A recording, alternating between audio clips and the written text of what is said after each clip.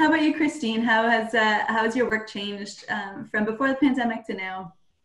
Well, right at the beginning, we had a big downturn in work. Everyone was scared, nervous. In the last week, we've actually experienced a recovery from that. We've signed on two new clients, a third one saying they're ready to go. So that's kind of exciting and a little bit confusing, but very promising. In terms of technologies, we were using Microsoft Teams before. This kind of interoffice chatting software. It never made sense to me before because we all sit in a big row. I mean, there's only five of us, so it kind of felt weird to chat with someone when I could just turn and kind of say something. Now that we're not in the same room anymore, it totally makes sense. And having that kind of conversation over a chat rather than calling someone every 5 minutes definitely works. Site visits are kind of all over the place. We've done the site visit with the phone. My partner did a site visit on the weekend, this past weekend. We've been doing reviews over photos. That's challenging because the general contractor always seems to just cut off from the view the one thing you needed to see, and you've got to kind of go through it again.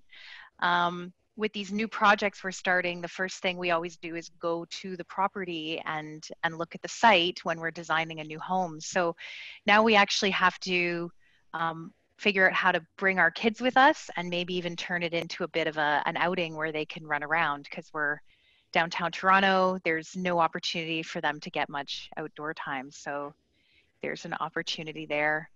And then in terms of motivation, I think the time crunch for me, balancing homeschooling, just needing some downtime and then trying to get the work done is definitely a good motivator. I can get a lot done in an hour now, whereas before I could languish a little bit through my tasks. Absolutely. Well, hopefully this efficiency kind of comes with us, when things get back to normal. Absolutely. That'd be great. And how about yourself, Paul? How's your work changed from before to now? So in terms of the work itself, it hasn't changed much. Like Michael and Christine said, we actually have seen a surge in work because of the specialty that we work in, which is healthcare. So we've had a lot of essential work that we needed to do. We're working right now on the UPenn hospital that needed to be done a year earlier than it was supposed to be done in order for us to get some patients in for the surge. So we've been actually seeing a lot of surge in that kind of work. In terms of how the work itself is achieved, I think it's the same way. I personally have been logging in from home a lot, so this is not a big change to me. And a lot of and our company have been doing that as well. So it was actually very successful. In terms of the new technologies, I think the one thing that we've been persistent in the company is that we would have a lot of meetings now, a lot more than what we used to have. And the intent is to get everybody engaged, to see what the problems are, if anybody has a problem logging in or any issues in technology, then it would be sifted through the whole team. So that has been also seamless, and I think it's a good thing. In terms of site visits, like I said, we have a bunch of work that is essential. So I actually physically go and look at the work for those spaces. All the other work has been, the Philadelphia construction has gone on hold. It's going to go back, I think, May 8th. So other than essential work and essential construction, that has not been affected by us. But I have been to site visits, and right now there's a lot of procedures that they do in terms of taking your temperature before you go in, making sure that everybody is wearing a mask and they're safe. In terms of how to stay motivated, I actually try to do the same kind of routine that I typically do when I go to work. So, I get up and take my shower and change and make sure that I actually wear clothing that I would wear for work. I try to also... that today. Huh? We're appreciating that today. No problem. Uh, yeah, and then I also try to balance the way that I do things. So I actually flipped my day. So in order for me to get some sun and to get out and do some workout, I usually do that between like 2 to 4 or something. And then after that, I go back to work instead of finishing at 5 and then doing the opposite because there's no access to gyms, obviously. So that's what I've been trying to do, stay motivated. That's great. I think that that kind of midday workout also helps with productivity because you're able to kind of get a little Right. bit more blood flowing, energy, a bit of a break, thinking time. So yeah, that's Great. really great. Um, there's that X, Laura. I think we could flip to the next one. Yeah, I think that there's just a bit of a delay. That's all right. Thanks. So what do you guys anticipate the long-term effects of this will have on lighting and in particular lighting design or, for you, Michael, engineering and projects, as far as what sorts of changes are going to happen to our built environments? Paul, maybe we'll start with you from a healthcare perspective. So from the healthcare perspective, I think we're actually going to see a surge of facilities, and probably also going to see a lot of localized healthcare facilities that you're going to see instead of having it far apart. And that helps a lot with the surge that we've seen in order for you to just go to the closest hospital that you can have. In terms of lighting and lighting design, I personally miss the way that teams work. I personally miss going and being with people and exchanging interaction and information and also some news about work and some news about projects, which right now it seems like we're, even though we're having some of the meetings, but a lot of times you miss a lot of that information. So I think in terms of how lighting design is gonna be achieved in general in the architectural world, we are already talking about having this as the norm and having maybe a couple days or 3 days that you work from home, and then maybe 2 days where you come back and meet as a team and make sure that those teams get rotated so you don't have the whole office coming in at the same time. Which actually works for the best of both worlds. So I think that would be a good thing in the future. Yeah, absolutely. How about you, Christine? What do you see the long-term effects being? Seeing that you're working in more ecological homes, do you see it more of a rural area maybe? Yeah, I see. I design sustainable homes. We've had quite a few calls in the last few weeks on people who want to take up homesteading. So people who want to move to like deep rural areas and go it alone, so to speak. So we might see an uptick on that. I think in general, people are realizing that if this is something we might end up doing sort of seasonally, like maybe every winter we are all staying home more, then I think in general, a more sustainable home will be a more desirable one for anybody. They're, quieter, more comfortable, lower cost. So if we're going to end up spending a lot more time at home, then I think perhaps people will want to make that investment to make their homes more of a daytime space than just a kind of evening family space. Also bringing in, I guess just in terms of lighting, bringing in really good workplaces. A lot of people they have makeshift offices right now, dining tables, little corners. And so having like a purpose created office space with really good task lighting is probably going to be something that a lot of people are going to want going forward. Absolutely. And Michael, how about you? What do you see the future I think holding? task lighting will be on the rise because people are trying to get more vertical illumination on their face. How many meetings have we been in where you just see it completely blacked out because the lights are all behind them, right? But joking aside, I don't see a heck of a lot of change on lighting design. Maybe the way we do our design, so through conferencing or screen sharing, so as we're marking up drawings and kind of walking spaces with each other. it kind of takes place from or replaces the sitting down at the drafting table side by side or shoulder by shoulder and marking up drawings, where we can do a lot of that online and through PDF markup tools and software while being on the phone with somebody, right? At the same time, flipping through pictures. So having our project folder in front of us as opposed to just one drawing physically on the table, I think that's what it's gonna lead us to really kind of push working from home and you know being a bit more efficient at design instead of wasting all this paper and printing paper and I think back how since we've been kind of working remotely for quite a while now, how much paper waste have we had, and we go back and look at those bills and it's very minimal. So I'm proud to say that at least. Yeah, for sure. The less paper waste, less fuel of driving around, flying around, and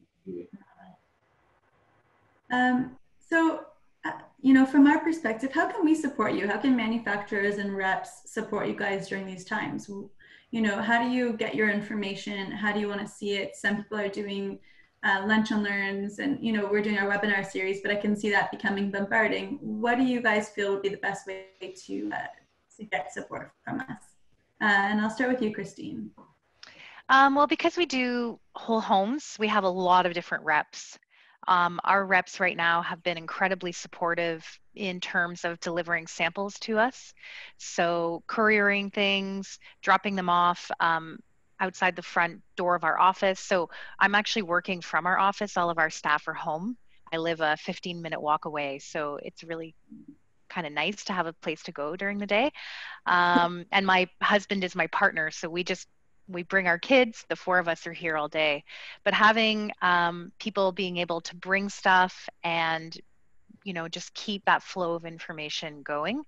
I think if we were working full-time, right now everyone's in our offices at 75% because our workload is low, but if we were at 100%, taking those lunch and learns, taking those seminars online would be amazing. It would be a great way for us to keep that that excitement about learning going. And creating something that we can talk about beyond just the actual day-to-day deadlines. So I think manufacturers are doing an amazing job actually right now. I'm very impressed. Paul, how about you? How do you feel that we could support you best during this time? I agree with Christine. I think right now you guys are doing a great job, and you guys are responding very quickly and efficiently.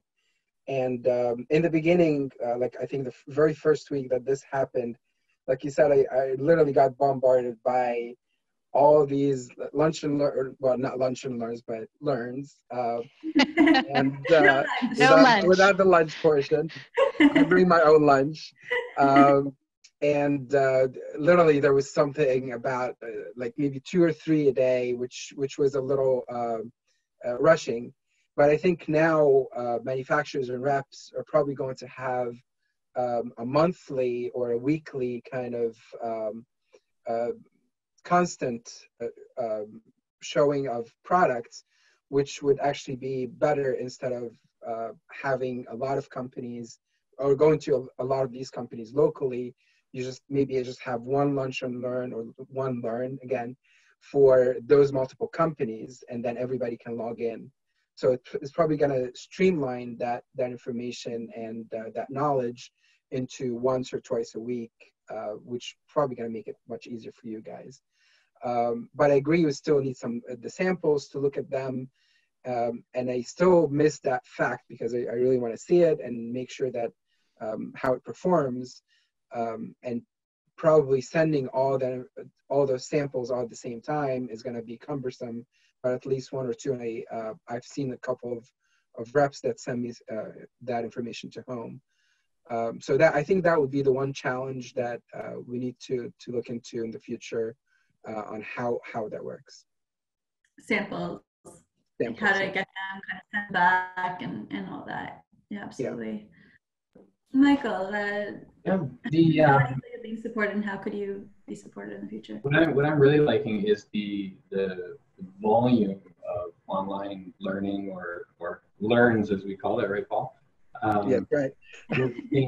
And the majority of them are continuing education units. So a lot of the professional industries are now pushing, or they haven't already implemented the continuing education credits that you have to maintain. This is an easy way to get them. So if you think about it, prior to pushing everything online, what we're finding is you know get up from your office desk because you got to go to a seminar. So you're out of the office for, let's say, for that 1 hour seminar, you're out of the office for almost 3 hours, right? And then back to the office, trying to get back into the motivation of getting back onto the project. Where now it's, you know, you can essentially sit there with your lunch, take your time, watch this video, whether it's during the lunch hour or later in the evening or whatever time these work out to be. And I'm finding that you can pick and choose. There's so many. For an example, you know, our team was involved in a recent continuing education for electrical design, and the conversations that started sparking up afterwards, where we all would have went our separate ways afterwards and may not have carried on that conversation. So I'm really liking that. The one thing that I'm having a hard time with is I can't physically touch the equipment, right? So I know Eric shows me a lot of light fixtures and whatnot, and I'm looking at them, and I really like to look at the build and the quality.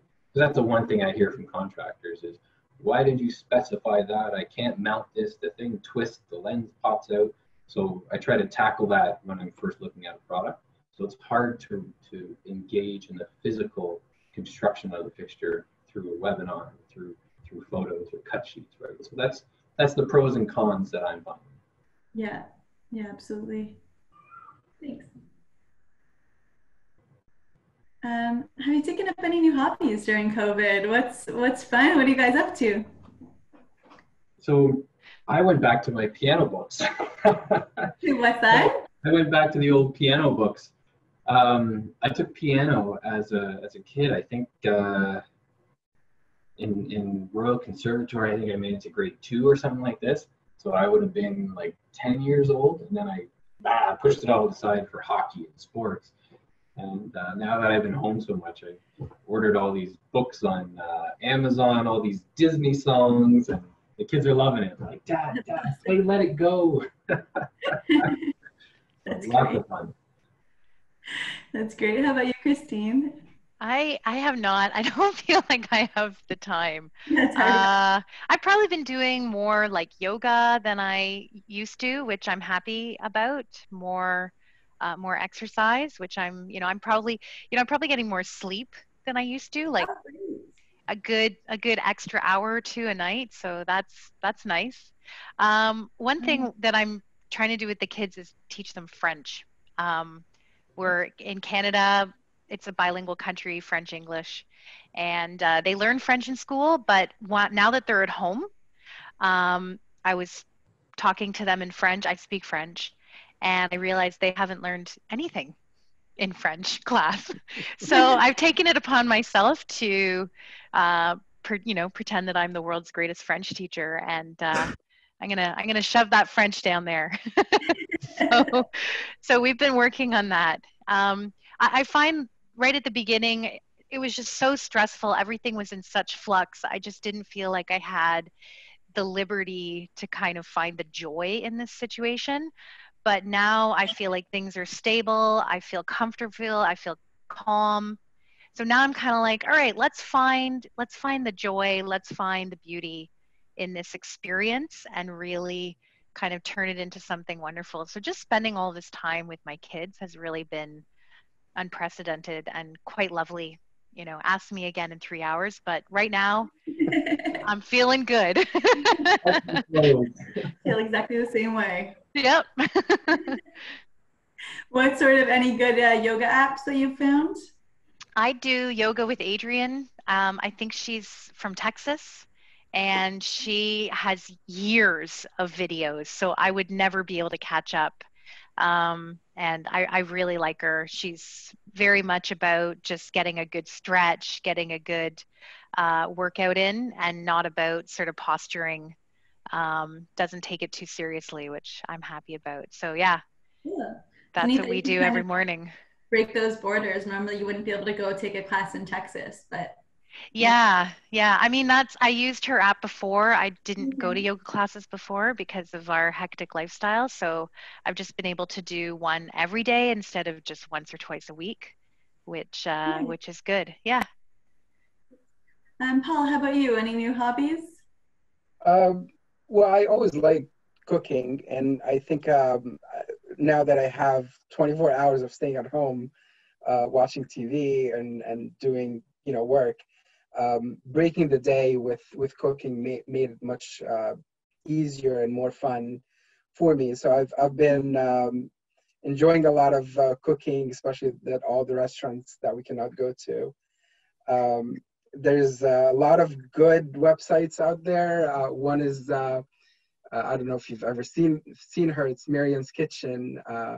She's from Thailand and she lives in Australia, and she makes great Thai food, which is my favorite food ever.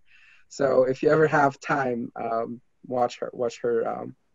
Marian's Kitchen, you said? Marian's Kitchen, yeah, Marian's Kitchen. Noted. I've written it down, Paul. good. Yeah, me Yeah, too. what, me as well. And it's recorded also. We have our water cooler chat on Teams where our team's been throwing up different photos of different things people have been making and different foods, and that's also kind of kept us connected through this. It is. You know, there's something so amazing about sharing a meal with somebody, and we can't do that, but even just sharing like your passions and what you're cooking and what you're making, what you're doing has sort of bonded us in a different way, which is really nice. It is. My family has been doing a Zoom meeting every weekend. We live in every part of Canada. So my sister's in Montreal, my parents are in Eastern Ontario, and my brother's in Vancouver. And every Sunday at 4, we all call in and have a visit together, which is something we've never done before. Mm. And that's been really nice because we only get together maybe once a year if we're lucky. And the last time we talked on the weekend, my brother said that he and his wife went to a Zoom comedy show, and it was kind of this format with a comedian basically doing stand up, but like in their living room, which they said was amazing. They love stand up comedy, and it was really intimate. Even though they knew there was lots of people there, they could really only see him. There was no audience, and they said it was amazing. So I'm kind of hoping maybe we can give that a go on the weekend. Oh, interesting. And the interesting thing about comedy is that a lot of it's sort of the environment and who's there and the energy in the room. So that's cool that they were able to transfer that through Zoom. Yeah, yeah. They What said was it was different but fun. what was the name of it?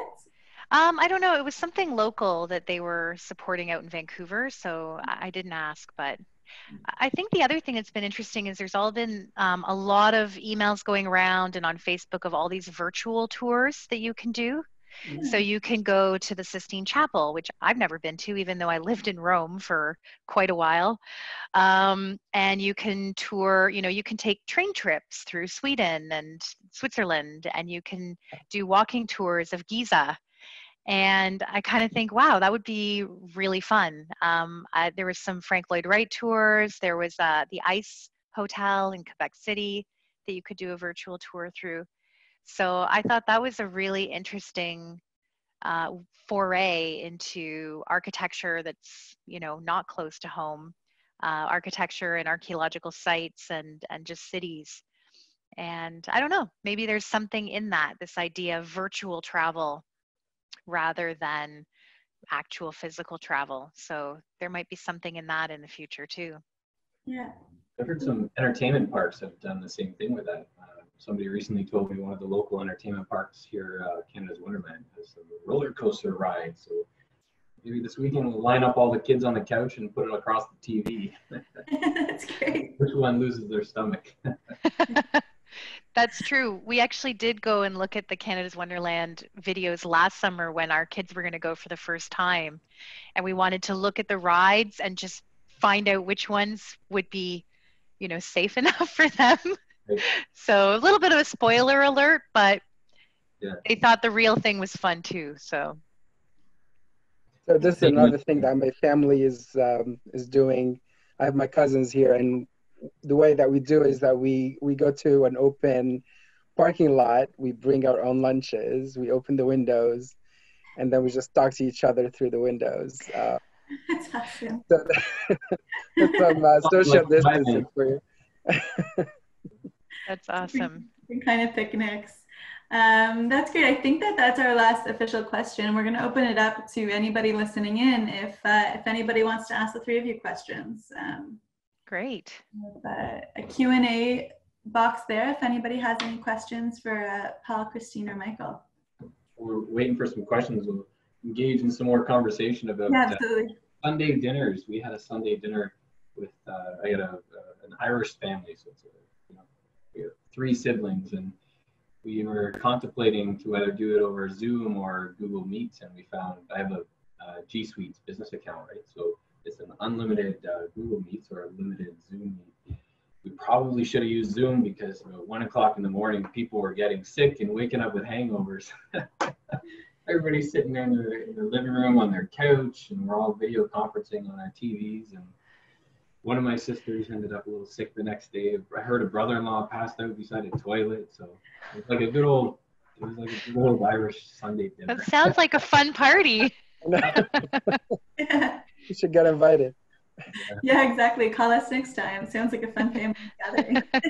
You know what I've noticed is we set up the business through G Suite, so Google's business application. So similar to what all the school systems use, at least in Ontario, I believe, right? And Christina, you probably see a lot of that with kids, right? So we found a lot of the features that we didn't know about on G Suites, like Jamboard. So it's essentially a glorified whiteboard, right? Where you can create multiple versions of your whiteboard. So we have our running to-do list, or we have our project tracking, or comments if we're working on a project, so people know, okay, this still has to get done, right? Like our checklist, so to speak. But there's so many tools on G Suites, even the working from home aspect, where we have a virtual G Drive that works fantastic with Revit files, fantastic with AutoCAD XREFs and whatnot. So we found that really kind of pushed us into that direction. And now that we're collaborating a lot more, we find that we got lucky on the G Suite aspect of things. I'm going to write that down. Yeah, absolutely.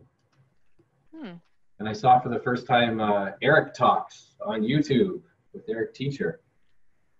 I watched that video yesterday. He was talking about all the different suspended and track lights that Lightline offers there. So it was, I hope more of those Eric Talk videos coming up soon. Well, you guys should join us. We're doing a webinar every Wednesday and Friday through the virus and maybe and beyond. So yeah, thanks for coming on to this one. So nice to have the time to chat with you guys and get to know you a little bit. And yeah, thanks again for your time. I think that's all the time we have for today, because it's we're hitting the 40-minute mark. No worries.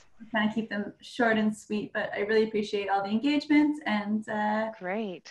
Yeah, hopefully we get to connect with you guys again. Thank you, guys. Hey, everybody. Thank you for inviting us.